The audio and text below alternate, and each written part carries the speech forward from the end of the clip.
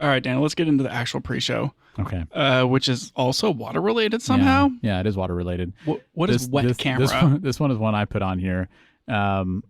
And I met somebody last week who was like, "Oh, I do photography as a hobby," and pulled out his Instagram, started showing me pictures. And you said, "Why don't you listen to my podcast?" My friend has a podcast. My friend has a podcast that I'm also on sometimes. And he's like, "I do this as a hobby." And all his pictures are like really good, for one thing. Sick. And he's got all these cool like astrophotography things and stuff. And for it being a hobby, like this dude gets around and like takes a lot of photos. And there was one story he told me that I thought was kind of an interesting situation. So he's a Nikon photographer. He has a D850 and a D90.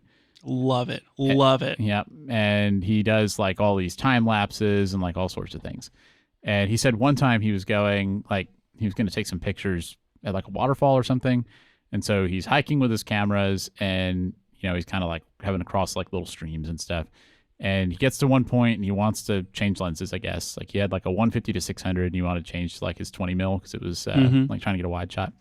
And so he has his, I thought he said he had the D850. Yeah, I think he said he was holding the D850 and so he's changing lenses. Sick. And he's changing lenses and he drops the camera. What? The camera falls right into the water. No. Right into the stream. With like the sensor open and everything. Oh yeah, like disconnected from the lens. No. He's holding his little $600 20mm lens and drops the D850. Oh. Yep.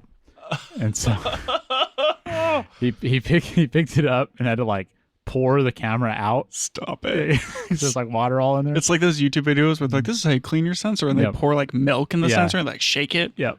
And so he does that, but this guy seems like he's pretty grounded, and he's like, you know, this is not a great situation, but what am I going to do about it right now? So he picks it up, pours it out, and then like without reacting, just like sets it in his bag and pulls out the D90, you know, and like keeps shooting.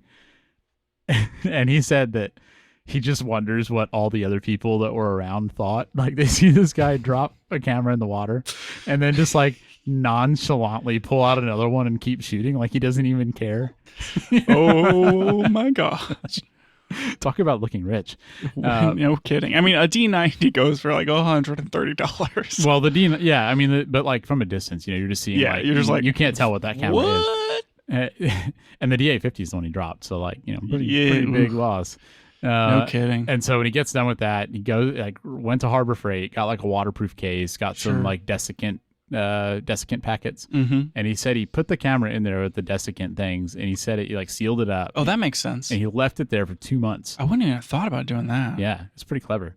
Interesting. And he said he left it for 2 months, and then you know I guess he was going to finally deal with it, and try and fix the problem. And so he got it home and said that he turned the I guess what he needed to do was like open it up and like I don't know if he was gonna like clean the sensor or dry it off or whatever he felt like he needed to do. And he said he turned the AC up like before he opened the case, and there's like people standing around listening, and so we're thinking it's some like scientific reason, something about like the humidity or like the climate, of like opening up this waterproof case. And he was like, no, I turned the AC on because I was really nervous and I didn't want to sweat and have the sweat drip onto the sensor. Fair. Pretty smart, right? And so he does that. Like a operating room doctor. Yeah, I know. Also called a surgeon. I wonder if he had negative pressure, and all that. But so he opens it up and I guess like wipes off the sensor and stuff. He said it powered up just fine, and he was able to take pictures with it, and camera works just fine to this day. Unbelievable. This is why they take Nikon cameras to space, Daniel. I guess so. Yeah, you never know when you're going to drop it into a stream in the middle of space. Look, I'm looking right now on KEH, and there are multiple Nikon D850s for sale. The one that's in like new condition is $1,868. Pretty good. Incredibly expensive for a 2017 DSLR with a 45 megapixel sensor on it. And I think this happened a couple of years ago, so it would have been probably more valuable back then. But what I'm also seeing here is that on the bargain, you can get it for $1,198. And what I'm understanding is that bargain is basically like new when it comes to a D850. I mean, it sounds like it. It sounds like you can basically throw the camera in the washing machine and it'll be fine. Yeah. If it doesn't work, I just should run water over it. Yeah. Yeah, just hose it off outside. Yeah, exactly. Yeah. You know, if it's dirty or something. Yeah, leave it for a couple of months, and then Yeah. make sure you have the AC on so you don't sweat on it, and then just clean it on off. Yeah, and I keep mean, going. there's only 5 left in the bargain category. Oh, wow. I don't Just honestly. get all of them. I don't see why I wouldn't just go straight for the bargain. Yeah. Save that You think $600. You think you can pressure wash it? Why not, I dude? mean, just get some extra dust out of there, you know? Yeah, I mean, yeah. Well, maybe it's Be like perfect. the sensor's a little dirty. Yeah. Yeah. Pressure washer. All the internals. 'Cause I mean, it sounded like you had to like pour the water out of it. I Yeah. mean, you almost Mhm. use like a coffee cup or something. Swoosh it around, pour it out. Swish it, for 30 seconds, like his mouthwash. Yeah, you just put some Listerine in there. Even better. Sure. Disinfect it. Yeah, exactly. Yeah. You definitely have to do that after you take it to space. You don't want anything. You don't want to bring anything yeah, back. you don't want to bring those aliens back. Yeah, exactly. Yeah. From space. Yet another reason to take a Nikon to space. Exactly. Yeah. That's incredible. It's just incredible. Yeah. I love it. Would not have expected that to work, but I guess it did. So pretty cool. Wild. Mm-hmm. Well, Daniel, I think that was good enough for the pre-show. I think we're warmed Is up. that now? Are you saying that because you don't remember what this bullet point that just says travel means? Was that yours or mine? No, that was not mine. Who knows? Travel. I think we're adequately Travel. warmed up, Daniel.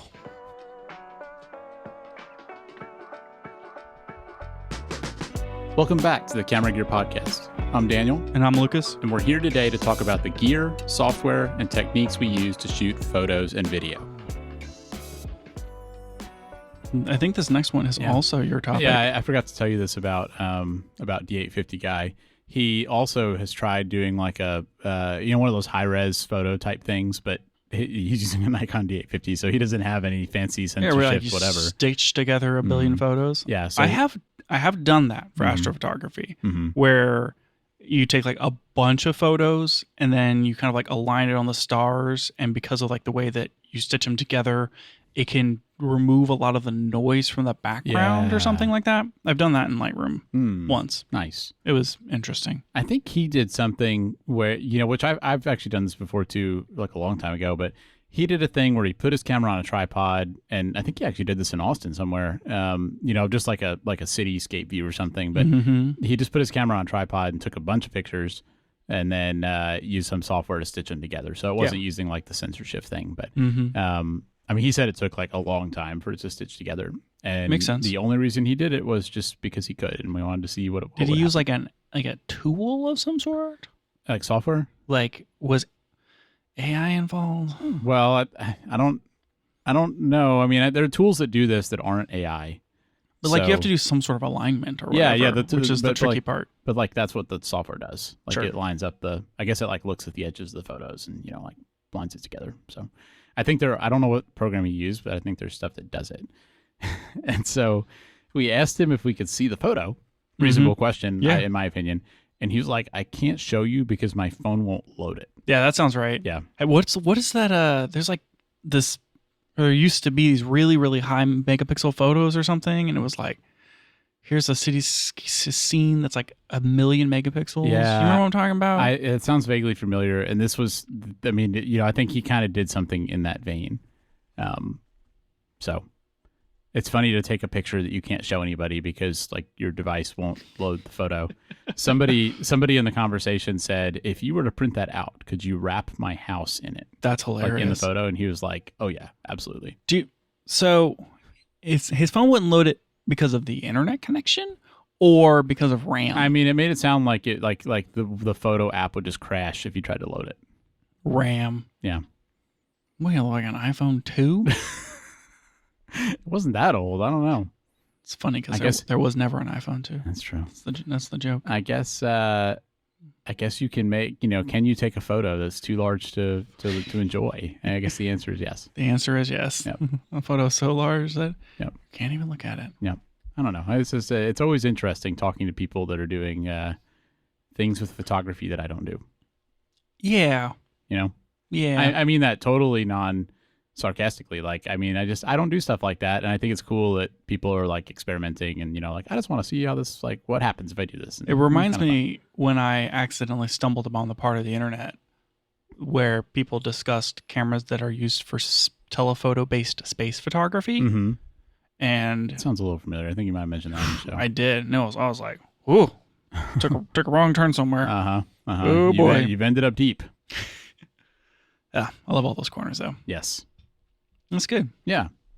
All right. What's next? Okay, Daniel, we got a letter from a listener, not did? like physically. Mm-hmm. What if we did? Look, if you want to figure out how to mail us a We might need to letter, get a PO that would box. be really creepy.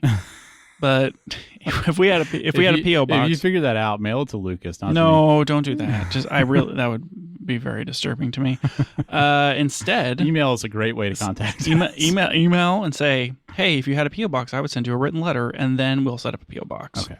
And then you can send us a written letter. Good but plan. we need to confirm that there's a demand for this Good plan. ahead of time. Good plan. Anyway, I don't necessarily want to read this whole letter, even though I put the entire text of the letter sure in here. did. I also won't say the person's name because of operational security. Yes, I think that's a good plan. But This person could be in witness protection. it very much could so be. I mean, I can't imagine how many listeners we probably have that are in witness protection. Many. Yeah, most likely. Most? Most, Daniel. Yeah, I think those people have a lot of time on their hands. You Like- know, you can't really be making too many friends when you're in witness protection. Bored? What class of person would be bored enough to listen to a camera gear podcast, not a photography podcast, a camera gear podcast? The kind of person who can't show their face in public. Oh boy. Okay, so this person is from the UK, Yes. which is Do they have witness protection in the UK? I have no idea. Very, very exciting to me to hear Yes. from somebody not Agreed. in this country. Agreed. Wonderful. I There bet she has a cool accent. could be he. I don't know. I don't know either, actually. One or the other. Yeah. Anyway, so this person is going to get back into photography, which is very exciting. Yeah. And they're going to Japan, which Daniel and I have been to Japan recently, not to brag. We sure have. And if this listener is unaware, we do have an episode where we talked about our Japan camera adventure. Can I say recently? That was a year ago, April. Yeah, it was. I think the episode came out in May 2025. Ugh. Okay, not recently. But have been. Man. And the scheme of your life is pretty recent. I guess so. Yeah. I guess so on percentage wise or whatever. Anyways, Also depressing. stop it. Really killing me over here, Daniel. Okay. So this person, used to be into photography, sold all their gear. Now they're looking to get back into it. Shocked at how expensive everything is. Yeah. They're going on this super exciting, lifetime trip to Japan, which is just awesome. And you're going to love it. Like, Japan's so much fun. Yeah. A lot of really cool stuff to take pictures of there. A lot of cool camera stores, Mm. for sure. Anyways, they want to buy a camera, and camera, lens. Their budget is like $700 to $800. Which, thank you so much for sending us dollars. Yes. Because also we can't convert that. I can't stuff. convert. Like, it's just real hard. 500 to 600 euros, $700. I don't think those are euros because it's the UK. I believe Pounds? those are pounds. Ulbs. Yep. Pounds. Yeah, which is a lot of camera gear to take to Japan. Good point. Pounds of camera gear. So ideally looking for camera and lens and accessories all within the budget. Happy to get secondhand. They need something lightweight and compact and portable. Right up your alley. And they like landscape, street, architecture, and wildlife. So everything. Mm-hmm. Not sure if there's going to be too much wildlife in Japan, although obviously if you're buying a camera, you want to be able to use it, more than just for one trip. So, And looking for recommendations. So I love these questions, and this is our topic. yes, such a common situation for people, I think. Yeah, it is. So this person did say that everyone that they're talking to says it's not worth buying a camera, just use your phone. Mm-hmm. What a boring answer. And I agree, not fun. Yeah. I was having a conversation with my, let's see if I can, how do I call this? Cousin-in-law, is that a thing? I think it's just your cousin. No, it's my wife's cousin. Does that mean it's my cousin? Cousin-in-law. It's all in the family. But cousin-in-law's boyfriend. Okay. That's a couple of layers of indirection. Right. Anyways, I was talking to this person, and this person mistakenly started talking to me about photography. Like, Daniel, it was bad. It was really embarrassing. Yeah. I started pulling out cameras. I talked about the camp snap. Talked about film. This person doesn't even shoot. Yeah. They were just like either encouraging me or honestly interested in the conversation. I think this person was also trapped in your home at the time. Yeah, that's true. They were staying with us, was trapped. Yeah. It's just, you had a captive audience. I don't know if you've ever had these experiences where you you like, you feel like you could take a step back and say like, I see what's happening here, and there's nothing I can do to stop it. But you're better off just committing.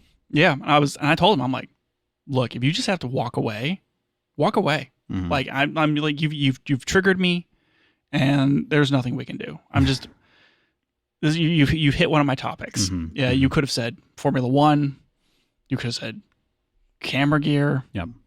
You could have started talking about car motors, any of these things. Any of those topics would have had the exact same result. Anyway, anyways, we were getting onto like the whole subject of like, he's like, I just don't like, sometimes he doesn't like the way photos look off his phone. And he went on this trip thing or whatever, and he just bought like a disposable camera, like a disposable film camera, and took a bunch of pictures. And he was talking about how he liked the film pictures more than his phone pictures. Oh my gosh, I can't imagine how much your face lit up whenever he said that. I told you. He just really, really pulled me in. Yeah.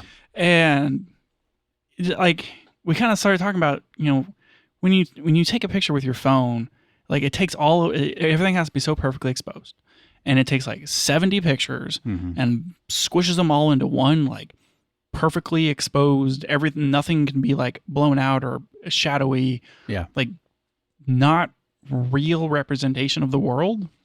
Yeah. And I feel like we all get really burned out on that. And things like single image photos off a digital camera or even just like film photography feels more honest in a way. Yeah, I mean, phone photos are technically very good in terms of you can always see what you were taking a picture of. Like the colors are all evenly exposed, but somehow it just looks digital and fake. And I remember feeling that way whenever I shot with the GR for the first time, where, I mean, the photos aren't better than the iPhone photos. They're not higher resolution or, and the exposure's probably it's probably not as good at like high dynamic range as the phone, but the photos just looked better. Yeah. I took a picture in my house, and we had a little coffee bar thing, and over top of it hangs, because it was like too dark in that corner, and I'm like, what can I do to like light this up? And so I took one of my like cords that has just like a whatever. What's the E23? Is that the normal socket size? E27 socket, just on a switch, and I put a Hue bulb in it, and I took one of those. Are we allowed to call them China balls still? I think that is okay. Okay, and I put one of those on. I put the China ball on the Hue lamp, and I hung it there, and so it's just like this China ball hanging over the coffee station, and I thought it's not like the lamp over there. It's very quaint. Yeah.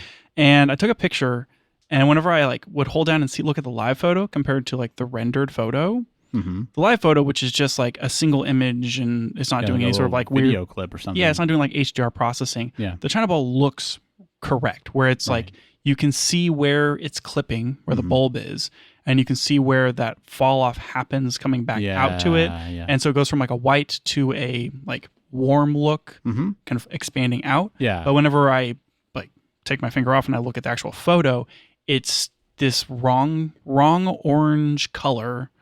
And it's HDR, so it's like really bright on my screen, and it just looks wrong.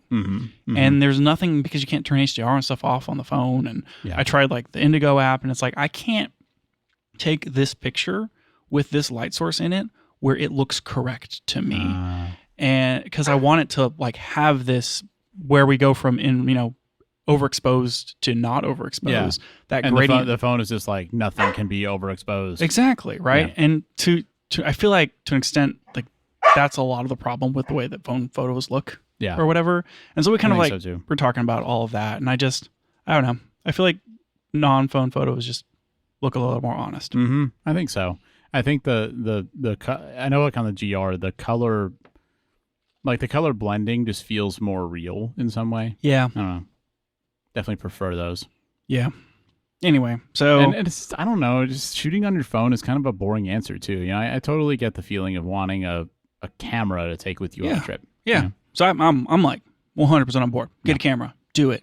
Just get a camera. You just get a camp snap. But what do you know what? Get like 6 camp snaps. Honestly, yeah. I mean, getting a camp snap better than nothing for sure. 100%. Actually, also get a camp snap. Whatever else you get, also get a camp snap. Get a camp snap. Actually, one of my suggestions was to just get a camera in Japan, but then I realized like maybe if you haven't shot in 15 years, maybe you should get a little practice. Get familiar with the camera. But if you can save like $50 and buy a camera in Japan, Yeah, that would also be cool. very, very cool. Yeah. So this is actually the second long email that we've had about people using their phones for photography. It's true. Interestingly enough, I was looking at, this list of use cases, and I feel like landscape, architecture, street are all things that you can do like wide to medium, like maybe 20 to 24 millimeter full frame equivalent to like a 50 to 70 full frame I equivalent. think so too. If you were talking wildlife photography, now we're talking like maybe longer telephoto type stuff. That's the hardest. That's the outlier probably out of the group. So I feel like you're just gonna have to if your budget's 500 euros, or it's not euros, but pounds, like wildlife is probably just off the table. Like get what you can with what you got, and then let's focus on the landscape, architecture, and street for Japan. Yeah, I think in Japan you're more likely to come across things like that anyway. Yeah, for sure. So with everything in the budget being that $600 to $700 mark, or £500 to £600, I feel like the camera itself has to be under like $600. Yeah. And lens, camera and lens and combined. So you have to leave room for like cards or a strap or whatever. Case, any of that stuff. Yeah. So we need a little room in the budget. Lightweight, probably APS-C. Didn't mention micro four thirds, but I feel like that has to be on the table for something like this. I mean, it's an option, I think, especially if you're going used. But APS-C would have more growing room. Definitely need to buy used. Yeah. I think most of the things that fall into the category would be used. And I wanted to mention what we brought to Japan when we went, since we haven't talked about that in like a year. Yep, good idea. So I brought the Lumix S9 with the 18 to 40 pancake lens and the 40, I think it's a 45 millimeter Sigma Prime. If I was doing that trip today, I think I would take the Luna Ultra and the GR instead. That makes sense. The S9 was a great choice. I got really good photos that I'm happy with. It was still compact, and like easy to carry. But the GR would have been smaller, and that would have been better for sure. If I was doing a photo focus trip, I would have a very different build out than what I brought. We were like, it was no plan Japan. Yeah, we didn't know what was going to happen. Yeah, didn't know what was going to happen. So I had to pack light. So I went XT5 and 23 millimeter 1.4. You only brought one lens. One lens and only a prime. Yeah, and you were pretty happy with what you got. No regrets on that decision. Yeah. It just felt bold and perfect. Yep. I was so content with myself over that. It feels like, unless photography is like why you're going, I feel like for travel, it's very much a less is more kind of thing. Like, don't spend your time thinking about changing lenses and stuff. Yeah. Just go and take a camera and enjoy shooting on it. Yep. So, and you also bought a film camera there, and you shot some with it there. Yeah, I shot a whole roll when on the Auto Boy Telequart Zoom. Yep. I love that camera, Daniel. I know you do. I showed that camera to my cousin-in-law's boyfriend as well. He was very impressed. He was probably pretty overwhelmed at that point. Yeah. He's like, I have things to do. He's like, it's 3 a.m. Can we go to bed? Yeah.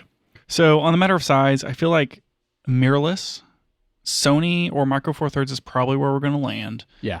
The Fuji hype tax is real. Yeah. And so which is a shame, because Fuji would have been such a good option otherwise. Like, seriously, if you go back to, I don't know, like 6 years ago, Fuji would have been top of the list for me for this. Yeah. Now it's like, sorry, there's just nothing in your budget. Yeah. And you can that's the problem, is it's too high. Blame all the TikTokers. DSLR would be cheaper, but it's bigger, heavier, autofocus, yet lens ecosystems that you can't grow into. Yeah. So I feel like DSLR is maybe not necessarily I a good have option. a really hard time recommending DSLRs to people these days. Unless it's a D850. Yeah. But that's a pre-shot topic. Or a D5. Dude, I want a D5 so bad. And an R5 Mark III. Yeah. Too expensive as options, but I love them as options, are like XT3, XT30, A6700, GX9, A7C, R50, R100. Those would all be really cool. Yeah. All way over budget. Yeah. R100 will be in the budget, but don't buy an R100. Please. Yeah. Don't buy a Canon R100. Yeah, you'd be better off stretching the budget another, $100 and getting the R50. Exactly. Yeah. So I found 2 websites when I was looking this up, And this first one is camerapricebuster.co.uk. Tell me about that. And this is now my new favorite website. Camera Price Buster. And because you open up this website, and then on the left, it just lists all the manufacturers. And I can click on like Nikon, and then I can click on Z System, and then it shows me let me find the camera. Z System cameras. Here we go. And then it shows me all of the current cameras and used cameras and what are the reasonable used prices from their database of like used price websites. And so you could like go to this thing and just like look up all the brands and then go to like the freaking like used systems and see that a Z6 is running 484 pounds. Wow. On some website. And then you can like click on that and it'll cool. crash the website. But I was like, this is awesome. Yeah. So anyways, I wish they had a .com, you know. I mean, I'm gonna spend a lot of time on camerapricebuster.co.uk. You're busting prices left and right. Heck yeah. Yeah. So that was a very cool find. Very cool. Anyways, my first did you add any cameras to this list, Daniel? No. Why would I do that? I know. Okay. First camera on this list is a Canon 5D Mark III. Oh my gosh. Just kidding. But also for real. But also just kidding. Nikon Z30 might be an interesting option. Okay. It's 20 megapixels. It's got a flippy screen. It's small. This one is a little long on the tooth. But I mean, it's Z-mount, so you'd be buying something that you could kind of grow into. Right. Z-mount, something you can grow into. You can still buy a new or used Z30 with the 16-50 lens on it. So you could buy like new with warranty for $590. Oh, wow. Or tempting. Oh, sorry, that's used. Used for $590. Yeah, but used in like really good condition. So yeah, so like that's camera plus 132,000 shutter count. That one is. Yeah. Yikes. That's high. That's high. It's a little bit, but that's kind of like your deal whenever you're dealing with used cameras. So, but anyways, about $600, you could find yourself probably a Z50 with a 16-50 lens, and that's like an f3.5 to 6.3. That's okay. Yeah. So that was kind of what I was running into here is that if we're trying to fit into a budget, either if you're getting something that's APS-C, any zoom you get that fits your budget is going to be a slower zoom. Yeah. Long gone are the days where you could spend $300 and get a f2.8 to f4 18 to 55 Fuji XF lens that was like really, really good. Man, those were the golden days. The golden days. Anyway, you're going to end up with a slower lens, which is why like maybe finding a used full frame camera maybe make more sense just from like a light collection standpoint if you can like find one that fits your budget. And I have a few on here. Okay. So Z30 was an interesting option. I thought that was like okay. You can also get a Z50 Mark I with the same 16 to 50, 3.5 to whatever, like 6.3. Now lens. that's still an APS-C camera. Still an APS-C camera. It's a little up market from the Z30, but you can find them for about 500 euros. Okay. Euros? Pounds. I get Daniel, currencies are really hard for me. I can tell. I was trying to be accommodating, and I just brought my notes are a disaster. Yep. So I like that as an option. I like the Nikon APS-C cameras. If you can find a Z30 or a Z50 with a 16 to 50 within your budget, that feels like a really good starting point. Yeah. If you wanted to go full frame, you could find a Z6 Mark I for about the same price, about 500 pounds, maybe. But you're not going to find any lenses for it. Like you're not going to be able to find any full frame lenses that'll cover and fit within your budget. Even like a Wyatt, like a Prime. I guess they don't have like anything that. Yeah, not like used. Yeah. Because Sigma doesn't make any primes for full frame for Nikon. And I guess the budget is like 500 to 600 pounds. So like if you're spending 500 on the camera, it's not leaving you a lot for the lens. Right, exactly. So whilst I would love to say Z6 Mark I is a really interesting option, you're not gonna find any lenses in it, so that's kind of like off the table. Yeah. So the other one is you could get a Canon R50 is like $675, like 500 pounds. That one's like right on the edge of the budget. You're not really probably gonna be able to find a lens without pushing you over. Normally, if someone was like, my budget's $1,000 and I'm looking for a camera, R50 would be the first thing I'd recommend because it's like you get into a good ecosystem. It's a decent camera. Like that's a great starting point. But I feel like that one, like I mentioned before, kind of pushes outside of outside the bounds. Yeah, that's a bummer. So the next things I have on this list are a bunch of Sony cameras. Just a bunch of Sonys, man. Like if you're looking on them, if you're on a budget, you think our listener really wants to be a Sony, bro? yeah, dude. A lot of them out there, I guess. If you're on a budget and you're looking for something that's light, which means mirrorless, and you're looking in the used market, Sony kind of dominated the mirrorless world in the teens. Unless it's like Fuji's going to have the hype tax, so it's too expensive. And then Nikon and Canon were still making primarily DSLRs. They didn't really start pushing out mirrorless cameras until like 2018, 2019, maybe 2017. And so like their used prices aren't as tanked as low as a lot of Sony stuff. Ah, okay. And Sony keeps making cameras. So there's the A6000 series. And it's like the A6000, I would say skip it. It is so old.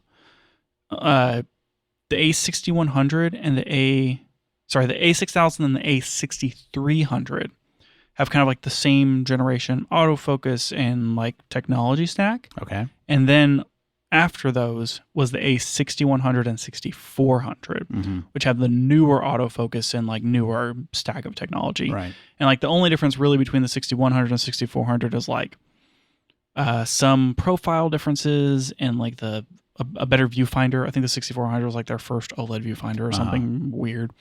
So you probably can find a 6100 for the same or cheaper than a 64, but the 64 is going to be like a little nicer of a camera, but they have the same sensor and same autofocus stack in them. Okay. So if you're looking in that series, my recommendation is if you can find an Alpha 6100 within your budget, you will also be able to find a reasonable Sony lens. Yeah. So there's so many Sony lenses out there. So like, and then I'm going to skip down to my lenses here because Sony APS-C is probably where you shoot for. If you can find a good Sony APS-C camera, you can then pair onto it like an 18 to 55 f3 to f5.6, which is $100. Oh man. You can find there's a 16 to 50 f3.5 to 5.6 that has a retractable zoom. So it's really compact, but then it pops out whenever you want to shoot with it. And that one's also $100. Man, this is making me kind of like Sony as an option just because of these affordable lenses. And honestly, like if you had to pick between the two, for this, I would pick the 16 to 50. Yeah, 'cause it's smaller. It's probably not optically as good. I didn't like go check lens charts because we're more just like, what can you afford? But it goes down smaller and you get 16 mil. Right. And the difference between 16 and 18 is pretty substantial on APS-C. Yeah, and the wide angle would be really nice for like landscape and architecture type stuff. So like that's kind of my pick for a lens is like, find an APS-C Sony camera with a low shutter count that's in your budget, and this 16 to 50 for like $100 used on whatever B&H or whatever. Stabilized too. Yeah, very exactly. Cool. And then Sigma has a number of APS-C primes that are like a few versions back that are really cheap. Like you can get a 19 mil or a 30 mil f2.8 in E-mount for about $100. Wow. And that'd be kind of fun just to get a little bit wider aperture. I mean, I know when we went on our trip, I was using the prime at night because, better light gathering and stuff. So that's like kind of my pick, and we'll talk more about the cameras, is if you can get the 16 to 50 f3.5 to 5.6 OSS and a prime lens, like a 30 millimeter f2.8, you get both of those for like $200 and then find a camera for like $300. Yeah. That would be great. That feels like a good pairing, or maybe you spend a little more on the camera and you drop the prime. Yeah. Feels pretty good. Yep. I like that as an option. Yeah. There's also the Viltrox Air 25 millimeter for f1.7. Yeah. I forget how much that one cost. Anyway, so other things in the Sony lineup, there's the ZV-E10. Little too expensive for the budget. It's like $650 new, and there's no EVF. And that's an interchangeable lens camera, right? So, it is, but it's more of like a vlogging video camera, not a photo camera. Yeah, and like I mean, it's out of the budget, really. So I feel like the ZV series is maybe not the right fit for this. Yeah. Unless you want to shoot video. It sounds less video oriented. So yeah, same. So Sony used to make these really slick, like high-end APS-C cameras, which I guess were supplanted by the 6000 whatever series. And that was like the NEX5, NEX6, NEX7. And these cameras are old, like 2012 old. So it's all like contrast autofocus. Like the autofocus is going to kind of stink, but you're going to be able to get some decent enough imagery. Like it's 24 megapixels, maybe a little restricted on your like how high you can take your ISO, but the camera itself is like incredibly small.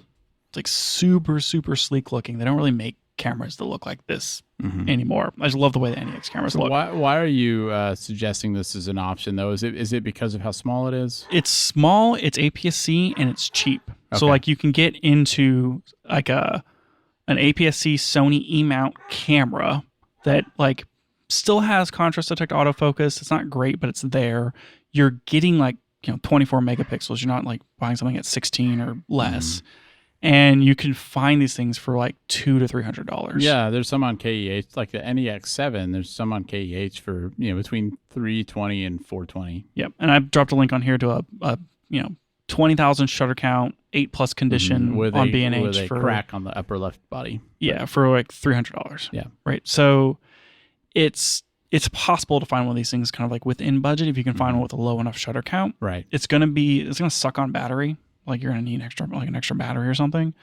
So if you can't find like a 6100 to go with, I think the NEX7 is maybe a really interesting alternate option. Yeah. If you're trying to find something in the Sony ecosystem, which I think is worthwhile.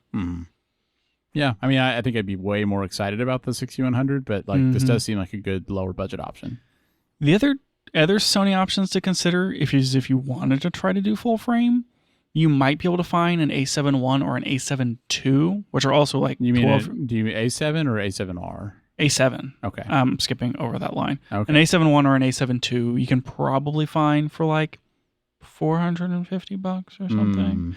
And then it looks like that's about what they are on KEH. You may be able to find a 28 to 70, like an older 28 to 70 for a couple $100. So you could potentially, if you can like find the camera and find the deal, you might be able to get into like an A7 or an A7 II for about $600. And that would be pretty interesting. Those are going to be, that 2870 is going to be like an f3.5 to 6.3 or something, but you're going to feel that speed drop a lot less on full frame than you are on APS-C. Right. So, and if you wanted to like, really, impress your friends, you could possibly find an A7R Mark I, which is like 36 megapixels. It's contrast detect AF. It doesn't have IBIS. It's like 270 super rated shots. Like it kind of sucks, but it's 36 megapixels. Yeah, that's probably the highest resolution you'll get in this price range. And you may be able to find an A7R Mark I for similar to like an A7 II. Okay.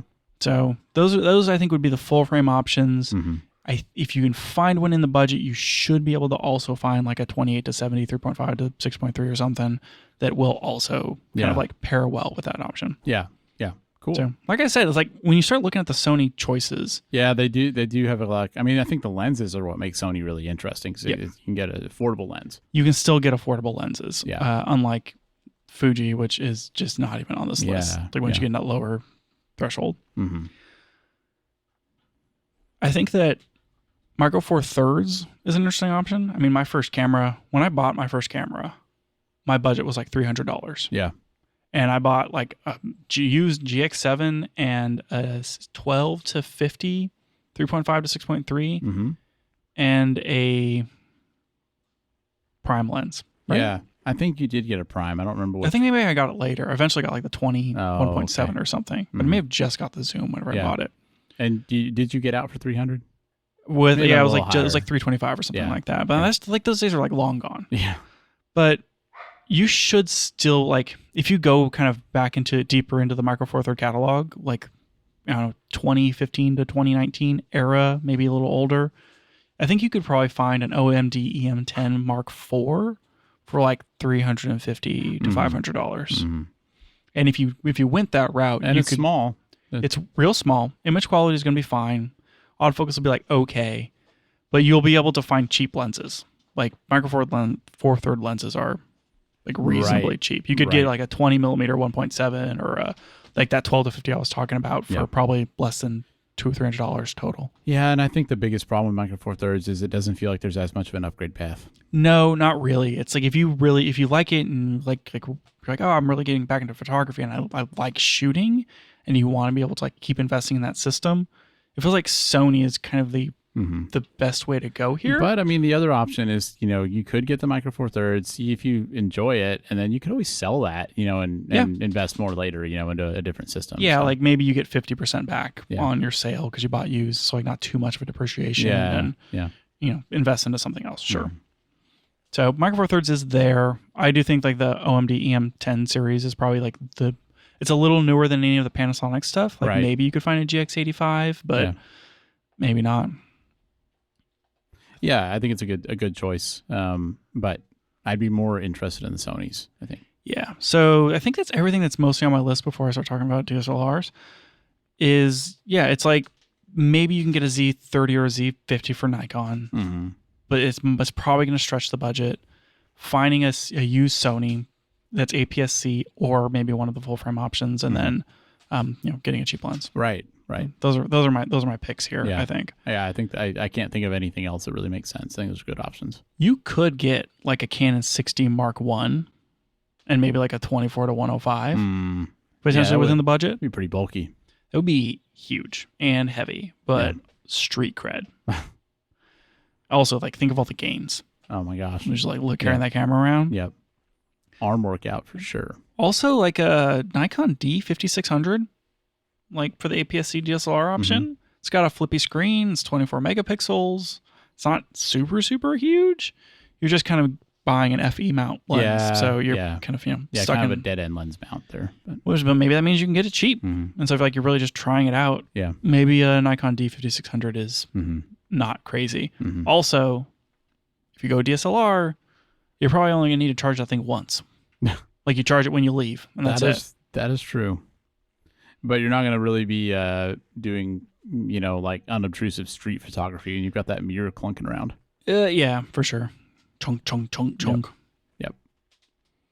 Let's see. There you can get an FE 50 millimeter 1.8 for like $170. Is that? Oh, sorry, FE. That's the FE full frame E. I'm sorry. That's Sony. You're thinking of G mount for Nikon. For Nikon. Is that what it was? Was it G mount? No, it was F mount. I know they were F mount, but I thought the digital DSLR stuff was, maybe I'm thinking of G lenses, but it probably was still F mount. Yeah, I'm sorry. I got my typos here. I looked up an FE, which is the full frame E mount Sony 50 millimeter 1.8 is $170. Yeah. A 28 to 70 3.5 to 5.6 full frame E mount is $170. Yeah. So if you can find a cheap enough like A7 II, then with like a low enough shutter count, you can get a 28 to 70 kind of within that budget. Yeah, that would be reasonable. And I mean, I don't know how the Nikon lenses compare in price to that. It really just comes down to the lenses. Like Nikon has Tamron, but Sony's been making E-mount lenses longer than Nikon has been making Z-mount lenses. And so like the used market is so much more rich in the ecosystem, that you can find things for like $150 that are like relatively usable. Yeah. And you're just going to kind of be limited with like Fuji being too expensive because of what it is now, and like RF just always being expensive and not necessarily like, it just feels like Sony's the way to go here. Yeah, kind of does. Could go fixed lens. Maybe you could find like a used GR2. Yeah, that would be an interesting option. I mean, like I said, that's what I would have taken going back, and I mean, it's just so compact, but you're obviously giving up some flexibility with, you can't change lenses. So yeah, for sure. That's limiting in its own way. So, well, that's the best I could come up with, kind of digging through. Hopefully that's helpful. Probably have already bought a camera and left the country. So either way. I would love to hear how this goes. Love to hear a follow up on this one. Yeah, and if you've bought any cameras in Japan, I need to know about that too. Yes, definitely recommend that. And I can probably link our previous episode in the notes or something, but because we did kind of talk about some of the stores we went to and stuff, and I think Japan is a fun place to go if you're into photography. Definitely fun. I would go back. Yeah, I would love to go back to Japan. Me too. Cool. All right. Want to take a break and then see where we go? Yeah, I think that sounds good. If you'd like to support the Camera Gear podcast, you can subscribe to us on Patreon. It's only $3 a month, and you'll get early access to episodes, longer pre-shows, and occasional bonus content like written reviews of gear or maybe some photos we've taken on one of our recent adventures. This really does help us pay the bills and keeps this show running, and we'd love to have your support. You can find out more at patreon.com/cameragearpodcast, or there's also a link in the description for this episode. Thanks for listening, and now back to the show. Okay, Daniel, with how much limited time we have left, my next set of topics I've subcategorized as news. Just gonna hit some happenings in the camera world, huh? There's a lot of stuff going on, and I feel like you're gonna have extremely strong opinions about all of it. You think I am? Yeah, super strong opinions. All right. And so I'm gonna Buckle cue you up. I'm gonna cue you up. I'm gonna ask you some hard hitting All right. questions, I'm and here we're just for gonna see where it goes. Let's do it. Cool. Okay, first one here. We just did an episode about the XT6 launch being imminent and did a rumor roundup. We were getting pretty excited. Oh my gosh, thought. It's like right around the corner. I mean, there were multiple events where it was saying you're going to be able to try out the XT6 at B&H on this day and at whatever place on this day. I mean, it was a lot planned, I would say. Very, very, very excited about the whole thing. Now the rumor is that the whole XT6 launch has been delayed. Wow. Yeah. Just really threw a wet blanket over that one, didn't they? Yeah, what a bummer, right? I was not expecting it to go that south that quickly.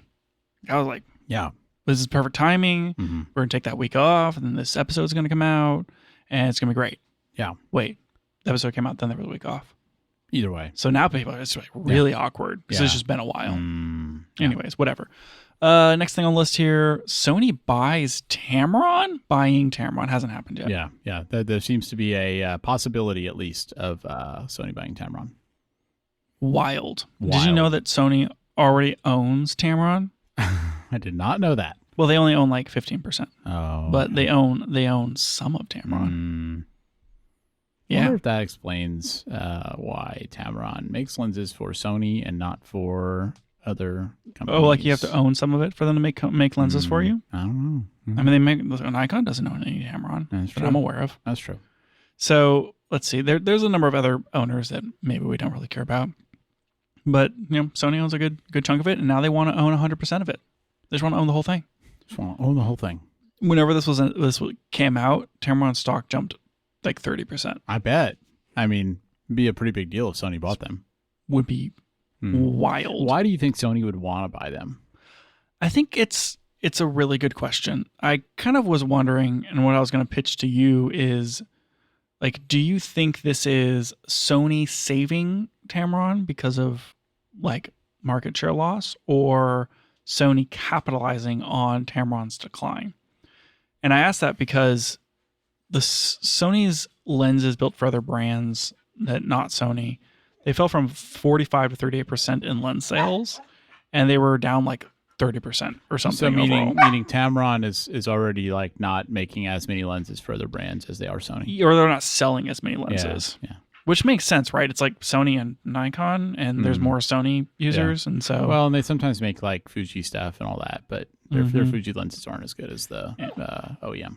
But it seems like overall kind of sales are down, and it's like, well, how much does Sony rely on Tamron lenses? Yeah, I think that's the question. I mean, Sony makes a lot of lenses, but they probably do like having a budget option, and maybe they like that budget option not having the Sony logo on it. I could see that. I mean, if you want to, we always talk about or think about how like, oh, Canon's never going to open up RF mount. They don't want anyone else making lenses for RF mount.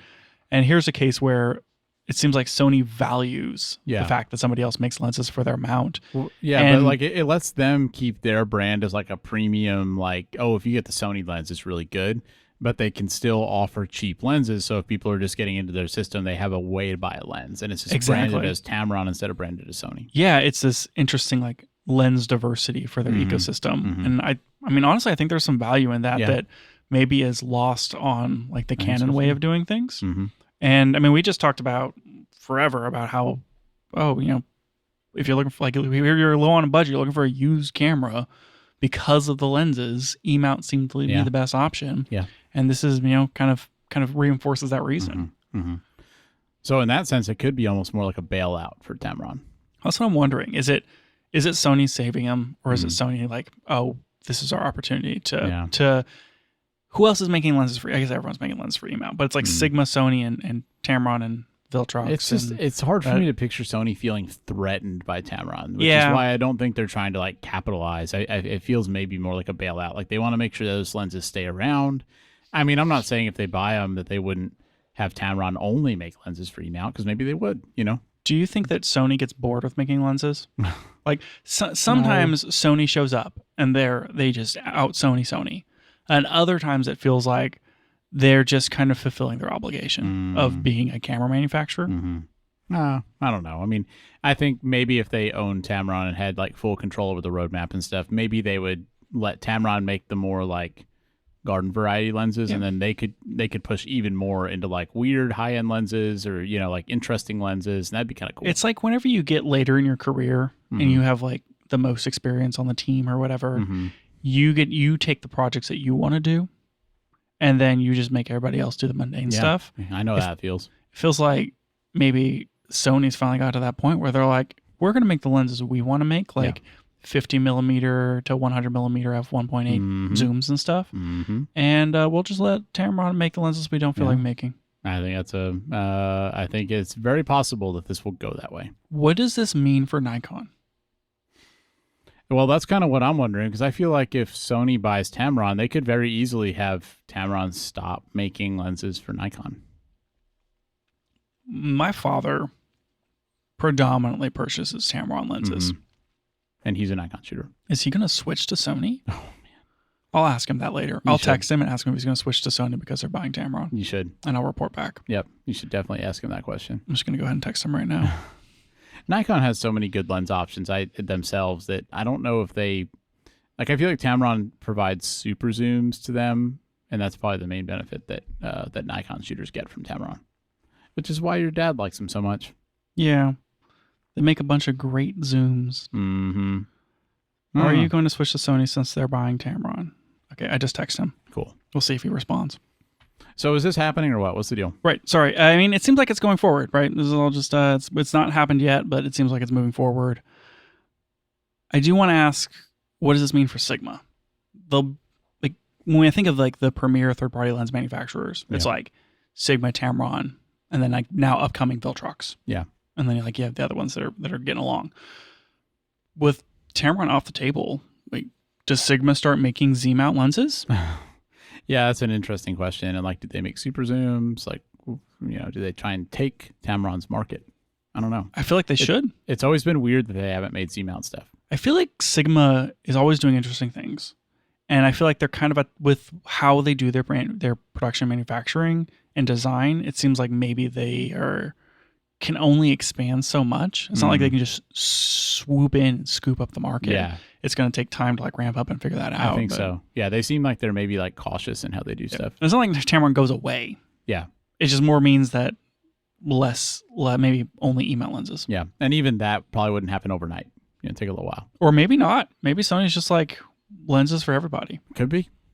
They may say we're getting profit either way, so hey, have at it. They're getting profit either way. Yeah. Maybe they start making lenses for other mounts. Oh, could be interesting. Make some L mount stuff. Sure. Join the L mount alliance. What if they join the L mount alliance? Oh man. What if they started the E mount alliance? Oh, surprised that didn't exist, honestly. Yeah, me too. All right, moving on. Yep. Compressed raw patents. I briefly saw something about this, but I didn't understand what was happening. Okay, so we're all familiar that Nikon bought Red. Yes. And we assumed that the way that happened was Red sued Nikon, and Nikon was like, how much are you suing us for? Man, we could just buy you. And then they did. Like, what? Definitely think that's how that went. What if we did buy you? Yep. So they bought Red, and then they inherited all the lawsuits about compressed raw. Mm-hmm. And well, inherited all the patents. Right. And Panasonic is suing Nikon Red in Japan about internal compressed raw codecs. Oh. And the Japan courts have held up a ruling invalidating the patent. Wow. In Japan. Wow. Huge. That's pretty big news. Nikon had to buy a whole company over this whole situation. They might have to buy Panasonic. It's just a little awkward. Of like Red has defended this patent for years and years and years, and then Nikon takes them over and just kind of like, whoops. Yep. Somebody really dropped the ball on that. Yep.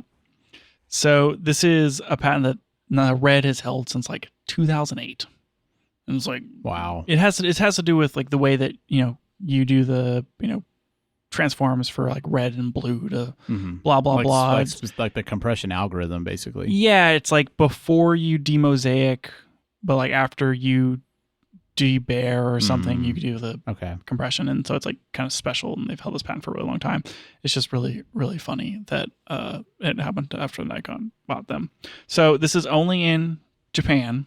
The patents still are relevant in places like the United States. Yeah, China I don't think has patents, which is an interesting idea. Anyway, the US one expires in 2028. So who knows if they're going to try to renew that. But, I mean, things like along the way, like Confinity had to drop Cinema DNG. Blackmagic had to drop Cinema DNG from the Pocket 4K. Also, like, they had to basically switch to B-RAW and create B-RAW because they couldn't use Cinema DNG. The DJI 40 Ronin had to not ship ProRes RAW for like years because they didn't want to license it. Apple has sued over this. Atomos has sued over it.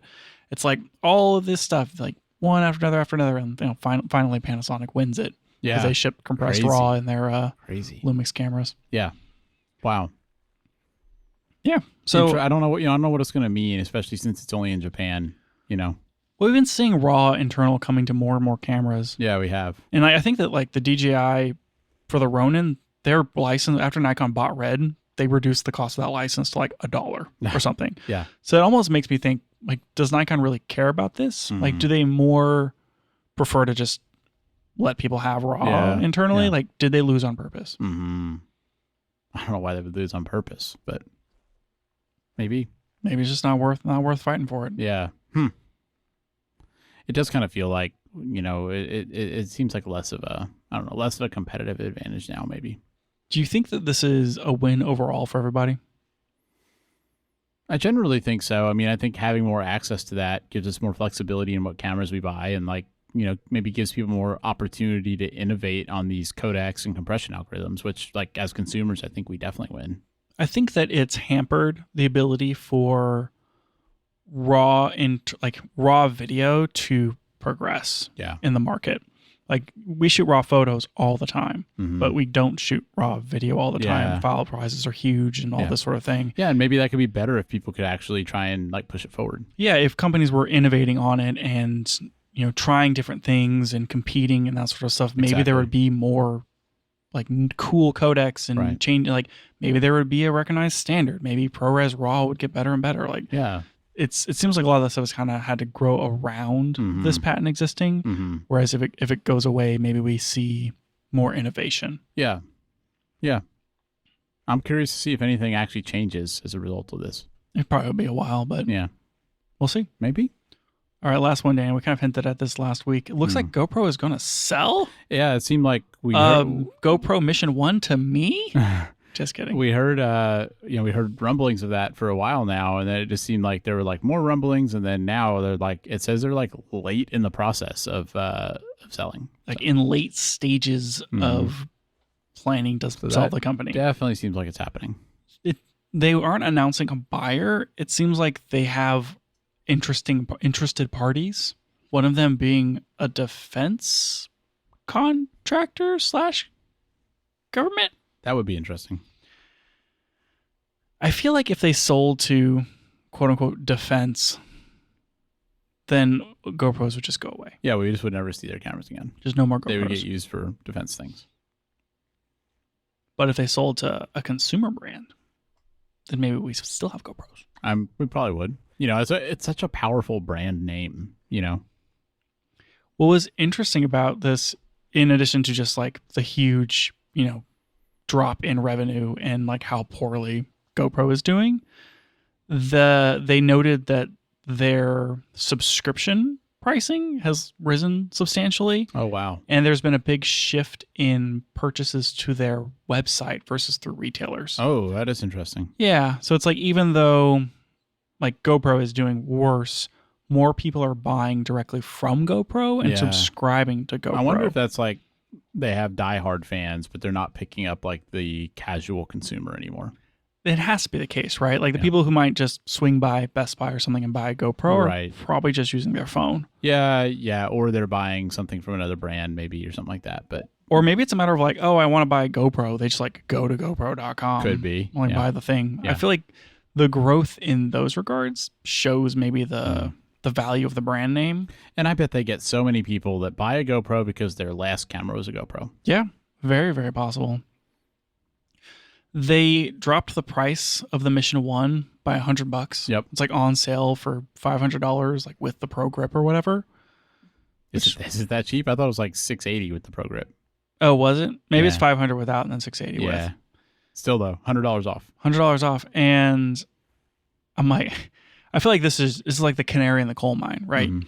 Like if you're a business and you know that you're going to sell, when you sell, the value of all of the products in your warehouse is basically sold at cost. Right. Versus if you sell it to a bunch of consumers, you're going to make profit on it. Yeah. And whatever, like whatever, it's like cash in the bank kind of Yeah. goes to the people unless Yeah. they buy the cash from you. Yeah. So it's like, oh, we got to move our inventory as fast as we can Mhm. so that we can make as much money as possible before we sell the company. You know, the question you have to ask is like, does this affect your ability to get warranty service and things like that? Well, probably. Yeah. If you buy a GoPro now and it breaks, it's Mhm. like, well, too bad. Not necessarily. I mean, you know, they might, whoever buys them might still service their stuff, but you'd have to be a little less confident in it. Yeah. I mean, I'm more inclined to buy a GoPro now than I was a week ago because you may not get another chance. because I may not get another chance. Yeah. And I really like the Mission 1 with the little grip thing, and I Yeah. kind of super want one. It seems like it'd be great for like all the water type stuff. I don't really want to buy one right now. Part of the reason I don't want to buy one is because I'm supposed to buy a wheat grinder and What's that for? grinding wheat berries. I don't know, man. I'm supposed to buy a wheat grinder, and Is that about the price of a GoPro Mission 1? it's close. Wow. It's close. Wow. And I'm like, do we really want to spend money on this right now? And it's like, well, maybe not. Which means It's going to look real bad if you buy a GoPro right now. I can't go buy a GoPro Yeah. because I didn't buy a wheat berry grinder. Yeah. And so I'm in a situation where buying a GoPro means I have to also buy. Oh, wow. this grinder. Double or nothing. And so That's what we it's- got going on here. It's not that the GoPro costs, $100 less. It's that the GoPro costs twice as much because I have Yeah. other obligations. Yeah. Are they I'm sure you understand. yeah, absolutely. Are they still going to come out with that ILS? Very good question. Yeah. It seems like it's still on the roadmap. Would be a huge shame for that thing not to actually exist before this happens. It seems so cool. I'd love to have seen that. They must have built them. You would think. Because it was supposed to come out in Q3, which like we're in Q3. Yeah. I guess we'll just see. Mm-hmm. So I don't know. I feel like this is sad. It is A little bit. It is like it's not a company I would have thought would have gone away. You know, Yeah. the brand just seems so strong. It's not like, cameras aren't doing good. Yeah. I think it's what we talked about before, where this particular segment of the market is getting squeezed in an interesting way. Yeah. We kind of talked about like cheap cameras a few weeks ago, where it was like, okay, what's a camera that you can buy for like a kid or something that costs like a couple $100? And it feels like this should have been like the choice. Yeah, and it was like action cams and that sort of thing are really the only game in town, it felt like. And I don't know, it's like how many people are actually shopping in that market? So many how many people are just using their phone now. Yeah, exactly. Like how many people are looking for an action cam for something? Mm-hmm. And I don't know. It seems like it's not a market that is, impossibly small. There's multiple competitors in it. Right. DJI, Insta360. Yeah, I mean, I think GoPro's biggest problem is that these other companies that have a lot of other revenue streams, like Insta360 is one example. They make a lot of different types of cameras. Mm-hmm. Basically, it was really easy for them to also make this type of camera. Yep. And GoPro really hasn't had much success expanding outside of this niche. Like they tried the drone, that didn't work. They did like a 360 camera, like seems like it's not that popular. And so it seems like they're kind of a one-trick pony, whereas you have companies like Insta360 and DJI that are making that kind of camera, but also make like tons and tons of other products. And so just like financially, that'd be hard to compete. Well, I think it's like that's the tricky part of it, right? Is they pivoted to add drones to the lineup, and like they were going to do that. They were going to grow their brand, and it distracted so much from the resources dedicated to their initial product that the Hero just got worse, or it didn't improve. Yeah. And then all these other competitors caught up. The drone didn't work. They had to kill the drone. And then by the time they refocused, which was like the 11 or the 13 or something, it was like, oh, this is starting to be cool now, but also this is like, the only thing they made. And it's like they refocused too late. They couldn't make up enough ground. Yeah. And now like they're not diversified. Made a real strategic misstep there, I guess. It just feel like it was downhill ever since they killed the drone. Yeah. And not because the drone should have succeeded, but because of, I don't know, just maybe the wrong thing to focus on. Yeah. That's a shame. It is a shame. We all feel like we all like GoPro. And especially like, I thought the Mission 1 stuff was really cool. It feels like too, I don't know about too little too late, but like too late for sure. Because I thought those were really like eye-catching products. It's one of those, was it a last ditch effort kind of thing? Kind of seems like and it just maybe hasn't taken off like they had hoped. Well, and I mean, it's a wood that took it off to space. It just seems like it's. I mean, if they're talking about selling now, I think that those cameras just came out too late to make a difference, because I mean they only came out in May.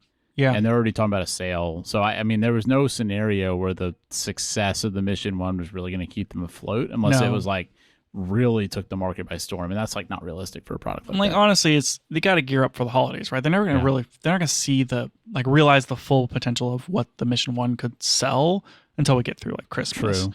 And it seems like at this point, they still have enough money to make it to then. It seems like it's just bleeding cash. Yeah, that's really sad. Yeah, it's a shame. So GoPro will go away, and then we'll all be Insta360 Ace people. I guess so. That's it. Well, because you can't buy DJI stuff. Yeah, that's true. Not in the U.S. anyway. It's all Insta360. So I mean, like, what do you think? You think there's an actual chance you'll buy one of these, or? I think that with the wheat berry grinder in my way, it's unlikely to happen. Yeah. And we have to buy a Pixis 12K imminently. True. That's true, because of that project coming up. So with those two things, I feel like sinking $700 or whatever into a GoPro is just not in the cards. You're kind of rolling the dice maybe to see, who buys it. And like, maybe you'll still be able to buy one. Hey, maybe if there's like a fire sale on B&H stock on GoPros because they sold the company. We're going to be scooping them up if that happens for sure. I will 100% be on top of that. Yes. So I'm just going to risk it, play it out, see where it goes. Good and I don't know. Yeah. Maybe this will be my underwater camera. Maybe it won't. Who knows? Not me. That's it for the show today. Thanks for joining us, and if you liked it, tell a friend so they can check it out too. You can find out more about the show at www.cameragearpodcast.com, and you can find us on Twitter @CameraGearPod. We'll be back with more next week.